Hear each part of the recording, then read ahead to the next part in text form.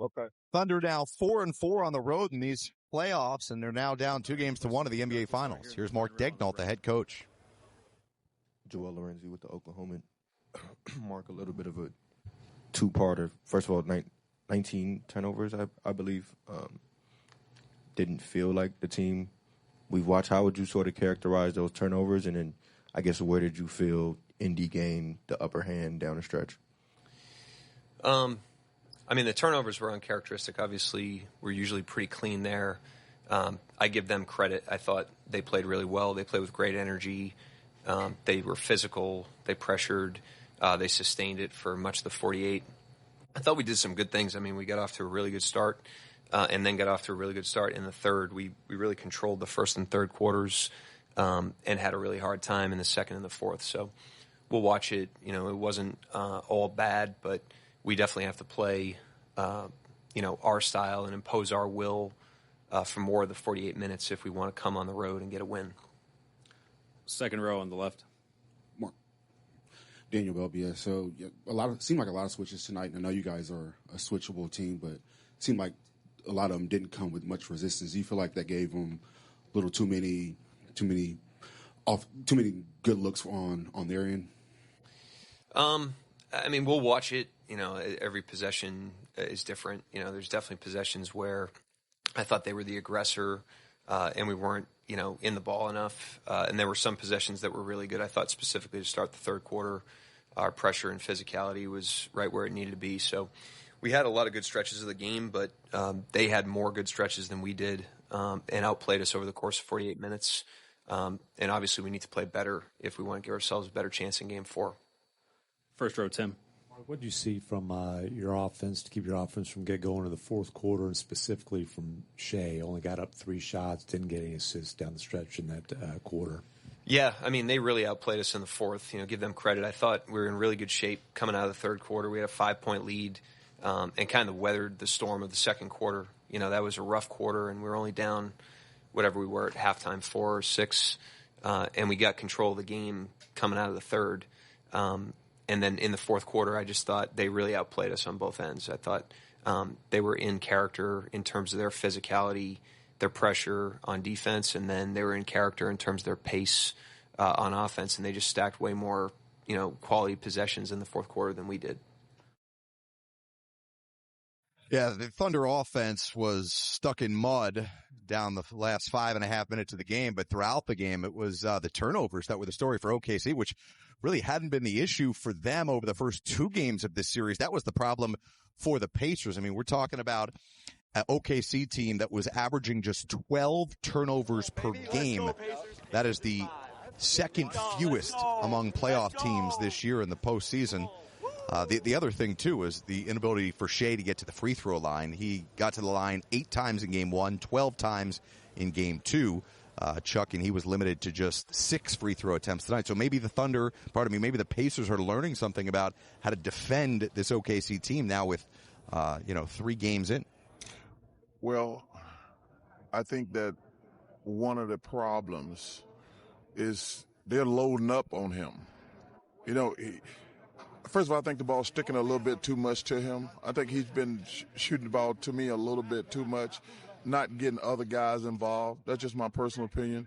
Going back to the game 1, I thought he shot the ball way too much because they don't normally play just one-on-one basketball. Their strength is the ability to keep the ball moving, get Jalen Williams going, get Chet going, and Lou Dort going to get his shots. But I think they're stagnant offensively, to be honest with you, and they've got to find a way. Indiana wants to play fast. I'm not sure why OKC don't want to play fast. They got just as many good players.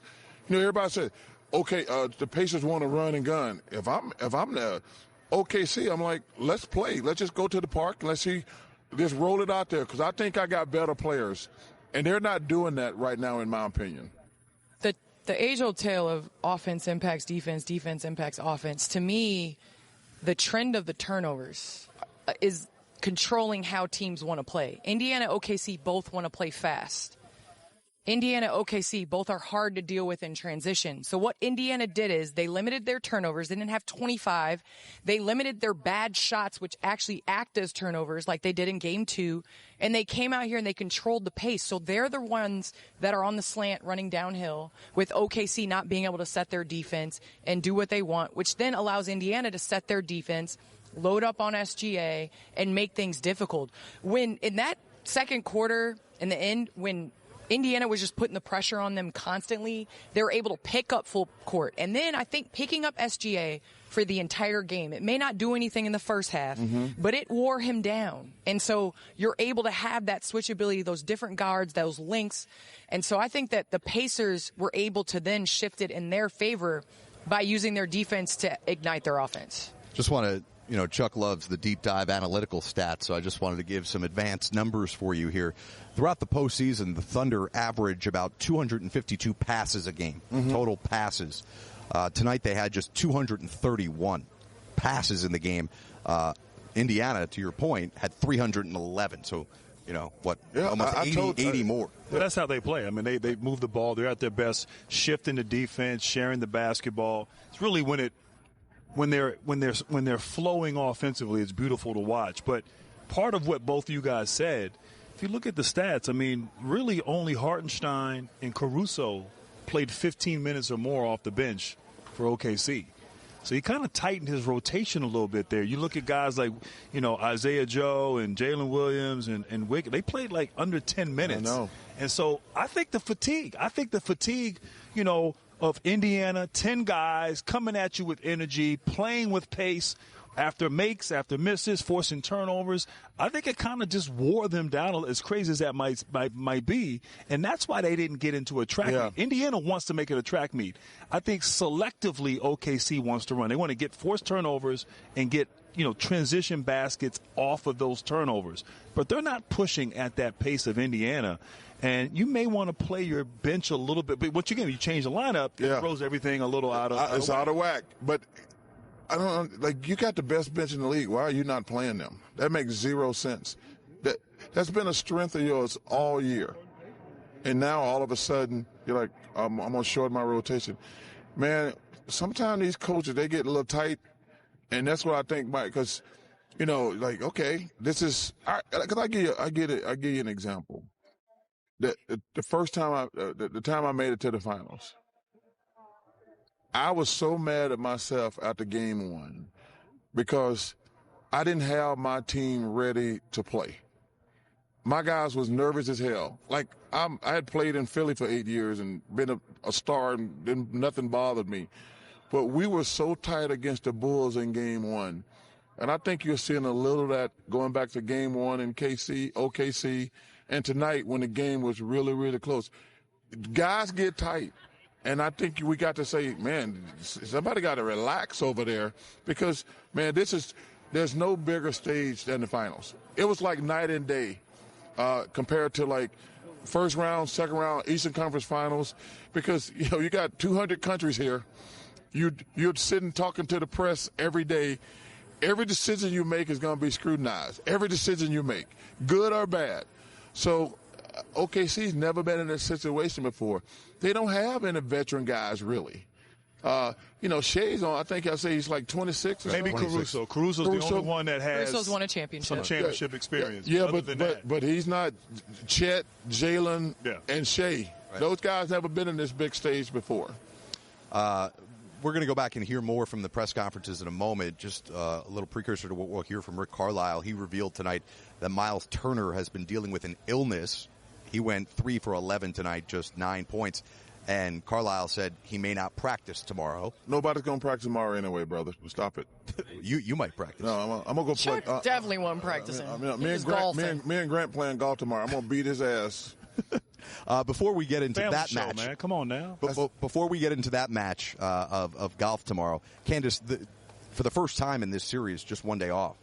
There's been 2 days off between games 1 and 2 and then 2 and 3. Does that favor or hurt either one of these teams? I think both of these teams, neither of them are old. So I don't think that really impacts things. Obviously, on the Pacers side, Miles Turner having an extra day to get right would help. But at the end of the day, I think you're in the NBA Finals. There aren't any excuses. Like Chuck said, you're not practicing. So really it's about watching film, which they're going to do, and getting yourself ready for the adjustments that you're going to have to make for Game 4. But also, the point earlier, though, he's going to have to play them guys on the damn bench. He can't – if the Pacers going to play 10 guys and he playing 7 guys or something like that.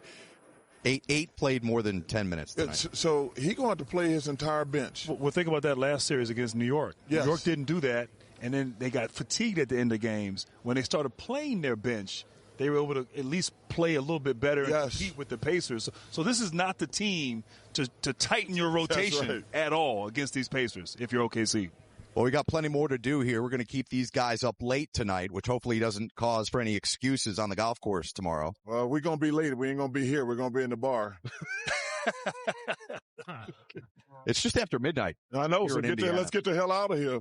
We got more to do with Chuck. He's not quitting yet.